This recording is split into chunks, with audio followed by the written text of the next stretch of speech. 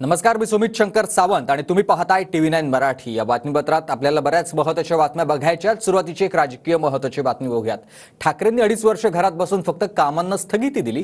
स्थगिती सरकार आणखी काळ असतं तर महाराष्ट्र 20 ते 25 वर्ष मागे गेला असता असं मुख्यमंत्री एकनाथ शिंदेंनी म्हटलेलं आहे। स्थगिती सरकार म्हणत शिंदेंनी ठाकरेंच्या महाविकास आघाडीवर सरकारवर टीका केलेली आहे।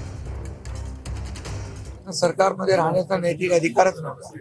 पण 2.5 वर्ष, आज मी राजकारण बोलू इच्छित नाही, पण 2.5 वर्ष घरात बसून सगळ्या कामांना स्टे देणं, स्थगिती देणं, विकास कामं बंद पडणं, शेतकऱ्यांसारख्या जलयुक्त शिवार योजना, सिंचन प्रकल्प, दुष्काळातला पाणी प्रकल्प याला स्थगिती देणं, मुंबईतल्या मेट्रोला स्थगिती देणं, अटल सेतूला, अशा अनेक प्रकल्प याला स्थगिती देणारं सरकार आणखी काही काळ राहिला असता महाराष्ट्र 10-20 वर्ष मागे गेला असता।